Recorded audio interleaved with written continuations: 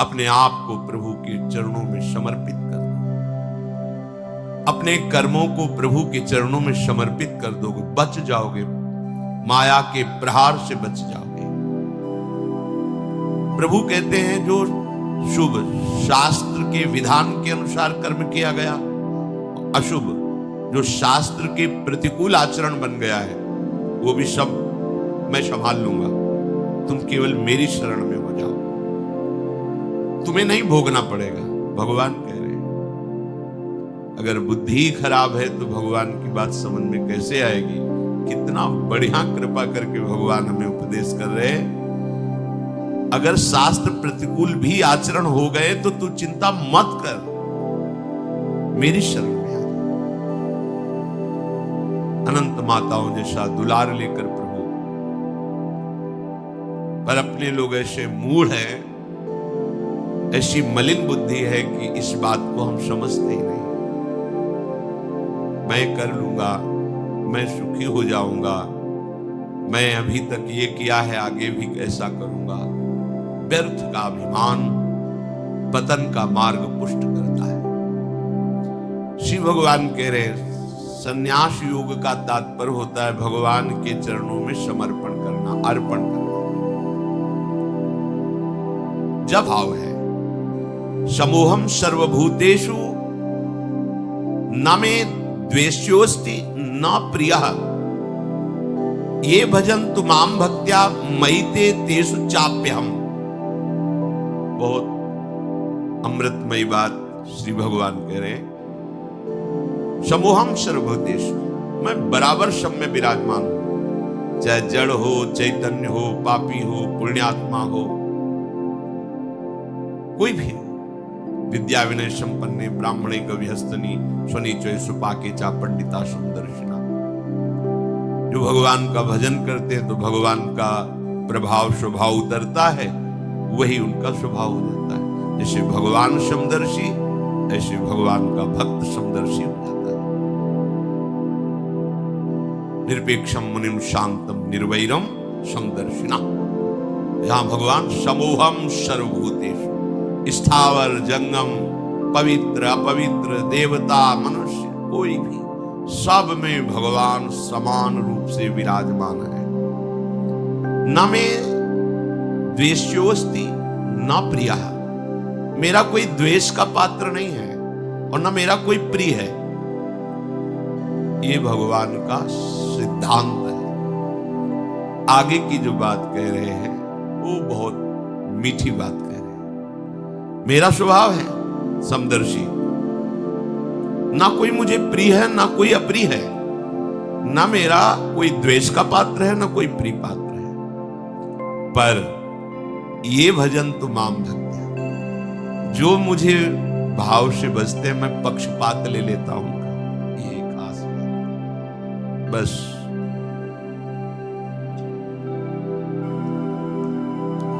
इसी बात से हम जीत गए। अगर केवल हिसाब हो तो हम कभी भगवत प्राप्ति नहीं कर सकते। कि तुम जो करोगे वही तुम्हें मिलेगा, तो हम कभी भगवत प्राप्ति के लायक ही नहीं हो सकते। पर ये बात हमें जिता देती है। ये भजन तू माम भक्त्या मयि ते तेषु चाप्यहम्, मैं उनमें प्रकाशित हो जाता हूं और वो मेरे भी प्रकाशित।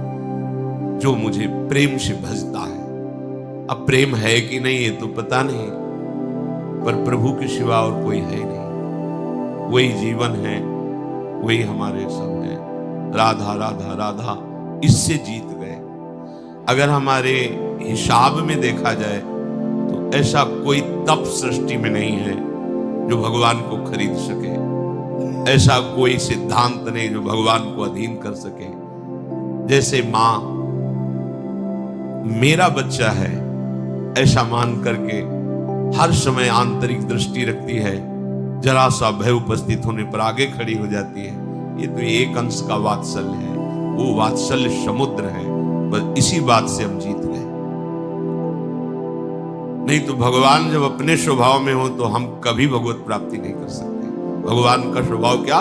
समोहम सर्वभूतेषु न मे द्वेष्योस्ति न प्रियः, मेरा कोई प्रिय नहीं है और कोई अप्रिय नहीं है।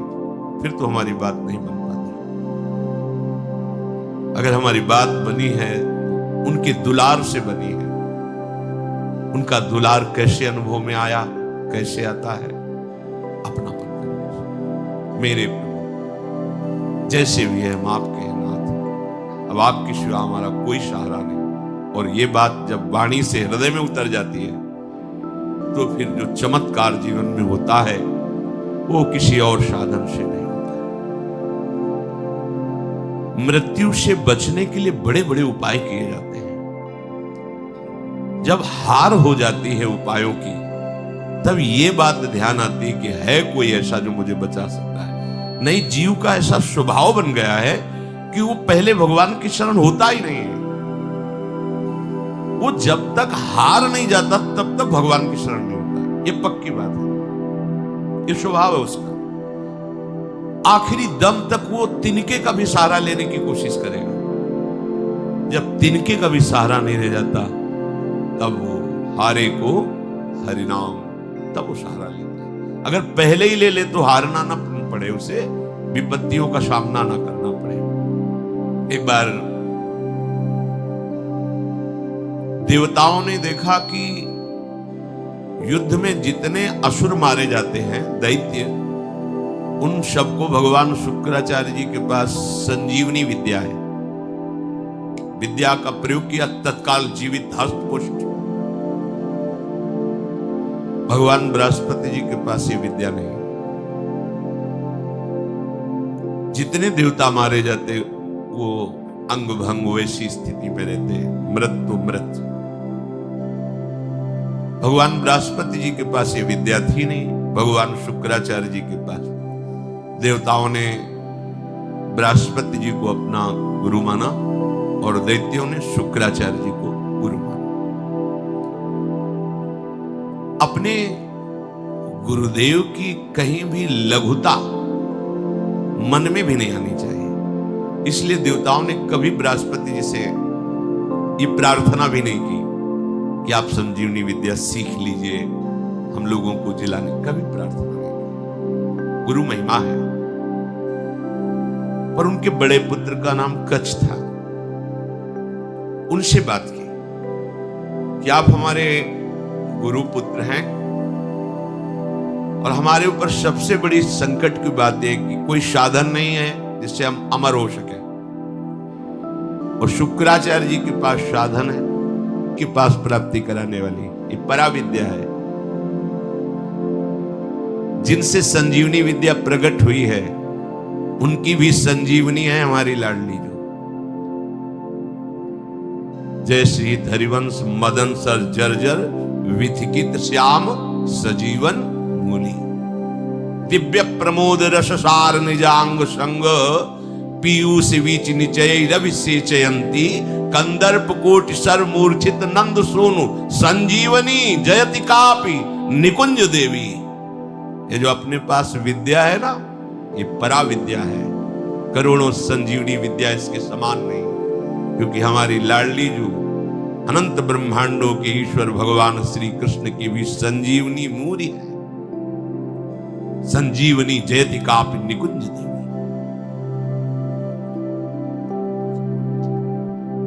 देवराज इंद्र ने जब हाथ जोड़ करके प्रार्थना की, बृहस्पति भगवान के बड़े पुत्र कच्छ अभी 9 किशोर अवस्था को प्राप्त हुए थे। उन्होंने कहा आप सब हमारे सम्माननीय हैं और आप हमको हमारे पिता बृहस्पति के समान आदर दे रहे हैं। अब हमारा कर्तव्य बनता है आपकी रक्षा करना। हम जा रहे हैं पर बड़ा संकटपूर्ण कार्य है, क्योंकि कोई भी दैत्य बर्दाश्त नहीं करेगा। हो सकता है मेरी मृत्यु भी हो जाए, पर आपके हित के लिए मैं मृत्यु का भी वरण करूंगा। जो संत स्वभाव के होते हैं उनका प्रभाव यही होता है कि वो अपनी हानि करके दूसरे का परम लाभ करना निश्चित करते हैं, और जो अशांत स्वभाव के होते हैं वो दूसरे की हानि करके अपना लाभ सोचते हैं। कच्छ ने सब देवताओं को आश्वासन दिया, अगर जीवित रहा तो संजीवनी विद्या लेके ही आऊंगा, और ना जीवित रहा तो फिर बात अलग। इसमें परहित की भावना बहुत जोर की। परहित की भावना जहां होती वहां भगवान रक्षा करते हैं। सुख वांछा जहां होती वहां आसुरी भाव होता है, राक्षसी भाव होता है, फिर वहां दुर्गति होती है। श्री महान महिमा में भगवान के पिता होने का सौभाग्य जिन्हें प्राप्त हुआ दशरथ जी महाराज, उनको वो परम लाभ जो गीधराज जटायु को मिला नहीं। पंख कटे हुए रावण के अस्त्र से तड़प रहे, प्राण कंठ में है, बस चितवत राम चरण की रेखा। आगे पड़ा जटायु देखा, चितवत राम चरण की रेखा। भगवान ने गोद में लेकर पिता की तरह उनका तर्पण आदि किया। वो जानता था कि मैं रावण से जीत नहीं सकता, पर जानकी का विलाप सुनकर के पूरे बल से आक्रमण किया दशानन की, और इस गति को प्राप्त तो भगवान के सामने ही गीध देह का त्याग करके हरि रूप होकर भगवान की नित्य साकेत धाम हो गया। परहित सबसे बड़ा धर्म है, परहित सरिष धर्म नहीं भाई। और यहां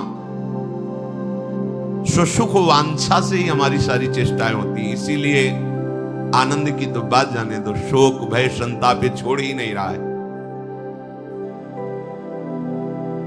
कच्छ जी दैत्यों की सभा में विराजमान भगवान शुक्राचार्य जी के पास गए, उन्हें प्रणाम किया और कहा, मैं आपसे एकांत में प्रार्थना करना चाहता हूं। भगवान शुक्राचार्य ने एक तेजस्वी बालक एकांत समय दिया, प्रणाम करके कहा, मैं अंगिरा ऋषि का पौत्र, भगवान बृहस्पति का पुत्र, मेरा नाम कच्छ है और मैं आपका शिष्य होना चाहता हूं। ब्रह्मन, मैं आपको गुरु रूप में वरण करता हूं। मैं 1000 वर्ष तक ब्रह्मचर्य रह करके आपकी सेवा करना चाहता हूं, और आप इसके लिए मुझे मना मत करना, इसकी अनुमति दे देना। शुक्राचार्य जी ने कहा, कच्छ सुस्वागतम तेस्तु प्रतिगृह्णामि ते वचः अर्थ इसेह मर्च्यम त्वामर्चितोस्तु बृहस्पति। मुझे बहुत प्रसन्नता हुई कच्छ, तुम्हारे संकल्प का हम स्वागत करते हैं। शिष्य कौन है, किनका है, किस पक्ष का, ये नहीं देखा जाता। यदि वो शिष्यत्व स्वीकार कर रहा है और उसमें वो लक्षण हैं, तो बिना किसी संकोच के, बिना कोई विचार के उसको स्वीकार कर लिया जाता है। ये धर्म की मर्यादा है, उसमें फिर नहीं देखा जाता आप कौन, कहां के, कैसे। नहीं, आप में आर्त भाव है, शरणागत होना चाहते हैं, वो स्वीकृत है। मैं तुम्हें स्वीकार करता हूं। तुम्हारा ये जो संकल्प है आदर का पात्र है। तुम्हारा सम्मान करना भगवान बृहस्पति का सम्मान करना है। तब कच्छ ने कहा कि आपने बड़ी हम पर कृपा कर दी। महाकांतिमान कच्छ बड़े ही सुंदर थे। उनके सामने जल लेकर संकल्प किया, 1000 वर्ष तक मैं अखंड ब्रह्मचर्य रहूंगा। शुक्राचार्य जी ने कहा, मेरे ही भवन में तुम्हें अब रहना होगा, और तुम प्रकाशित मत होइए कि मैं बृहस्पति पुत्र हूं, क्योंकि दैत्यों में देवताओं के प्रति द्वेष भाव है, वो अमंगल कर देंगे। और मेरी ये पुत्री देवयानी तुम्हारी ही अवस्था की है, नवकिशोर अवस्था ही, यौवन के पदार्पण की भूमिका को कहते हैं। तारुण्य प्रथमो प्रवेश समय, इसे किशोर अवस्था कहते हैं। तरुण अवस्था की प्रवेश की, अभी जवान नहीं कह सकते, वो प्रवेश स्थिति, ये बड़ी देव स्थिति होती है। तुम हमारी पुत्री का प्रिय करो, उसकी आज्ञा में रहो, अपना ही घर है, ऐसे निर्भय होकर रहो, पर बाहर सावधानी से ही निकलना, क्योंकि दैत्यजन ये जान न पावे कि तुम हमारे पास रहे हो। अभी कोई संजीवनी विद्या की बात भी नहीं की। देवयानी से कहा अब ये यहीं रहेंगे। 1000 वर्ष तक का इन्होंने नियम पूर्वक ब्रह्मचर्य का संकल्प लिया है। देवयानी जी ने स्वीकार किया उनको।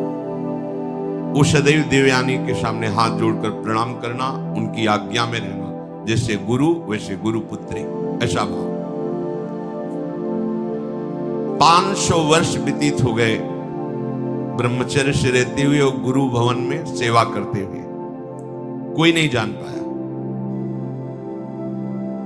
एक दिन किसी गुप्तचर ने दैत्यराज को बताया कि भगवान शुक्राचार्य के घर में कोई नौ किशोर बालक बहुत ही देदीप्यमान कांतिवान काफी समय से रह रहा है।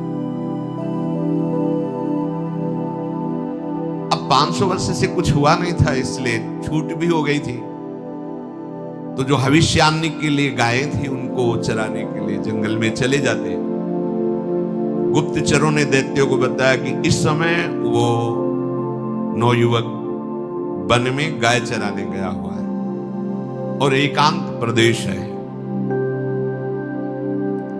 और हमने पता लगाया वो युवक कोई और नहीं, बृहस्पति जी का पुत्र कच्छ है। गुप्तचर भी बड़ी विद्या से युक्त होते हैं पूरा, और मुझे लग रहा है कि ये सब एक देवताओं का प्लान है जो संजीवनी विद्या सीखने के लिए भेजा है। अब आपका क्या आदेश है? आदेश क्या? उसे मार के फेंक, पर ऐसी सावधानी से मार करके उसे अलग अलग करो जिससे शुक्राचार्य जी जिला ना पावे। एकांत प्रदेश में वो गौवें चरा रहे थे। दैत्यों ने जाकर अस्त्र शस्त्र से उन्हें छोटे छोटे टुकड़े काट डाले कच्छ के, और कुत्तों को खा दिया। देखो, एक संजीवनी विद्या के लिए कष्ट सहना, और ये तो अंतिम है, अब संसार चक्र में ही नहीं आना। इसके लिए अगर एक बार कोई हमारे ऊपर प्रहार करे या शरीर छूट जाए तो मेरा घाटा थोड़ी है। शरीर तो वैसे छूटना है। अगर मुझे शरीर छोड़ने पर श्री जी मिल जाती है तो सस्ता बड़ा सौदा है, बहुत सस्ता सौदा है। प्राण दिए यह प्रेम न पाइए, और मुझे मिल रहा है तो दौड़ के पहले नंबर में खड़े होना चाहिए। ये तो एक संजीवनी विद्या है, प्राप्त तो है। दैत्यों के पास इतने सामर्थ्यशाली महात्मा भी है, क्या उनका स्वभाव बदला? क्या वो आनंद से तृप्त हुए क्या? लेकिन राधा राधा कह के देखो, ये राधा नाम परा विद्या है, अमृत है, तुम्हें तृप्त कर देगा। समस्त कामनाएं भस्म करके, कर्म बंधन से मुक्त करके, प्रेम में डुबोकर श्री जी के पास पहुंचा देगा। जहां ना आना है न जाना है, जहां पाना तो खूब है, न गैस बनेगी, न मल बनेगा, न मूत्र बनेगा।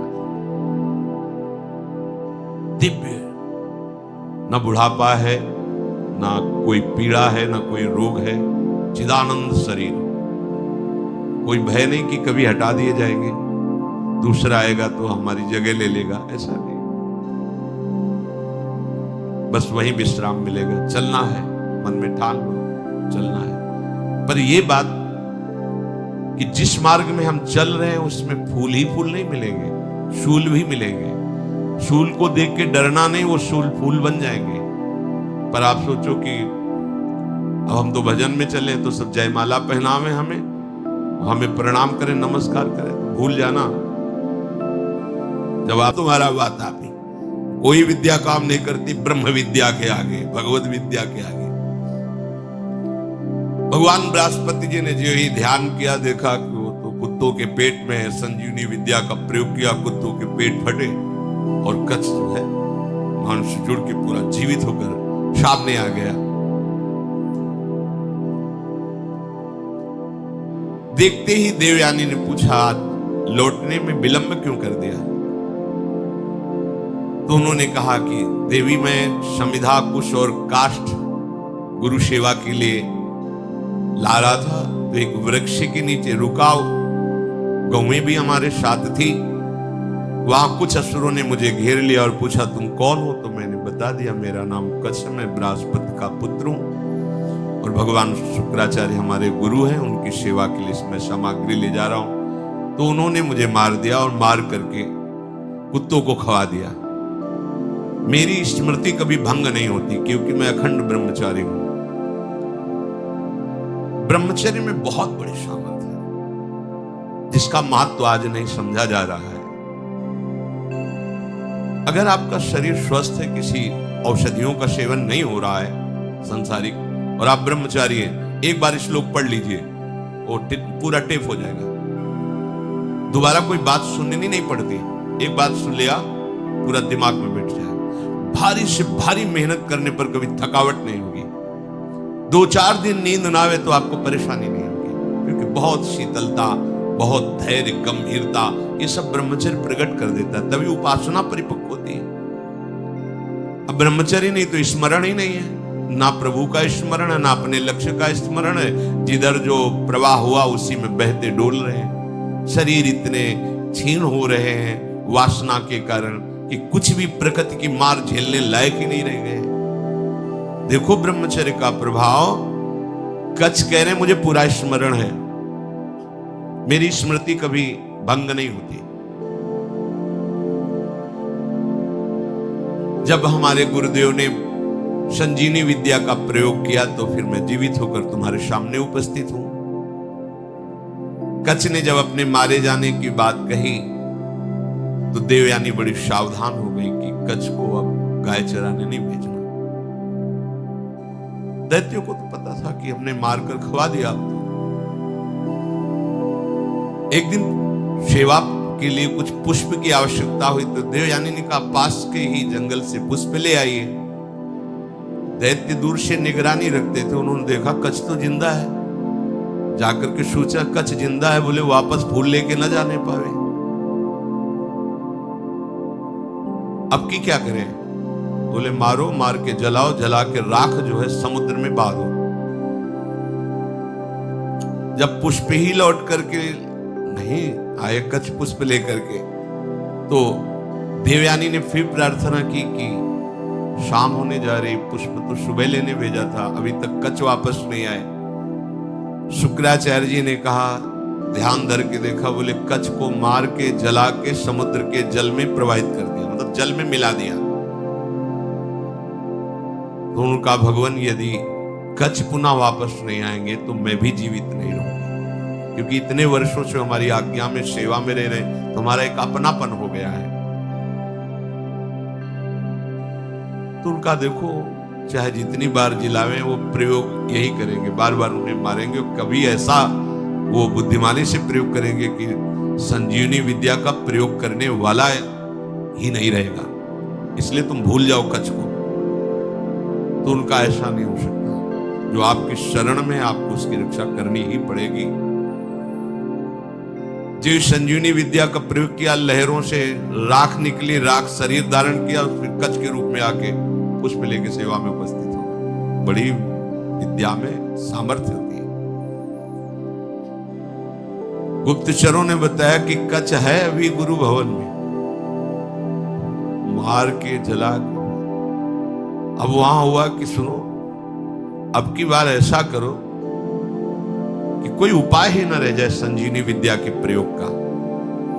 तो किसी कार्य हेतु जे भी गुरु भवन से बाहर निकले, कच्छ उनका अपहरण कर लिया। कच्छ को मार करके जलाया, जला करके छान करके उस राख को सुरा में मिला करके अंगूर आदि के रस में और शुक्राचार्य जी के ही पास पहुंचा दिया। जो सेवा में था यही दिया, भगवान शुक्राचार्य पी गए। शुक्राचार्य जी पी गए। देवयानी ने कहा पूरा दिन हो गया कच्छ के दर्शन नहीं हो रहे। अब बताया बार बार वो अगर हम संजीवनी विद्या का प्रयोग भी करेंगे तो मार ही डालेंगे, इसलिए तुम छोड़ो, क्यों चिंता करते हो। उन्होंने कहा भगवान आप ये निश्चित समझ लीजिए कि शरणागत हैं वो हमारे, और मैं उनकी रक्षा किए बिना जीवित नहीं रह सकती। आपसे सच कहती हूं, यदि मैंने कच्छ का दर्शन नहीं किया तो अपना जीवन नष्ट कर दूंगा। प्यार तो होता ही परिवार के जनों से। शुक्राचार्य जी ने कहा, बेटी बृहस्पति का पुत्र कच्छ इस बार ऐसी घटना में स्थित है, या तुम्हारे पिता रहेंगे या कच्छ रहेगा। देवयानी तुम शोक छोड़ो, रो मत। तुम्हारी जैसी विवेकशालिनी और शास्त्र स्वाध्याय करने वाली युवती के लिए ऐसा रोना या ऐसी बात कहना मैं जीवन त्याग दूंगी, ये उचित नहीं है। असंभव है अब जिलाना कच्छ को। बोले क्यों? बोले हमारे पेट में पहुंच चुका है। ध्यान के द्वारा देखा कि अंगूर आदि के रसों में शराब मिला के उनको पिला दिया। बोले कच्छ को हम ही को पिला दिया गया। ऐसे ये द्वेषी है दैत्यजन कि बाहर से तो पेट फाड़ के निकाल दिए सबके, सब जगह से बुला लिया। अब अगर हम विद्या का प्रयोग करते हैं तो हमारी मृत्यु हो जाएगी, क्योंकि निकले। देवयानी ने कहा कि मेरे दुख को अगर दूर करना चाहते हैं तो कच्छ को बुलाना ही पड़ेगा। तो उन्होंने कहा, इसमें कोई संशय नहीं कि दैत्य लोग बहुत द्वेषी हैं। मेरे शिष्य को मार डाला है भयंकर स्वभाव वाले दैत्य। ये जानते नहीं कि मैं कितने सामर्थ्य से युक्त हूं, फिर भी मेरे शरणागत को कष्ट दे रहे हैं, विरुद्ध आचरण कर रहे हैं। मुझे लगता है कि अब इनके परास्त होने का समय आ गया है। जब कोई गुरुद्रोह करता है तो उसके नाश का निश्चित समय आ जाता है। इस तरह का अपराध चाहे वो देवराज इंद्र क्यों न हो, उसको भी भयभीत करके परास्त कर देता है। जो ब्रह्मचर्य के पालन में रत है, मेरी आज्ञा में रहता है, मुझे बहुत प्रिय है, उसका कोई अहित करे तो मानो मेरा ही अहित कर रहा है।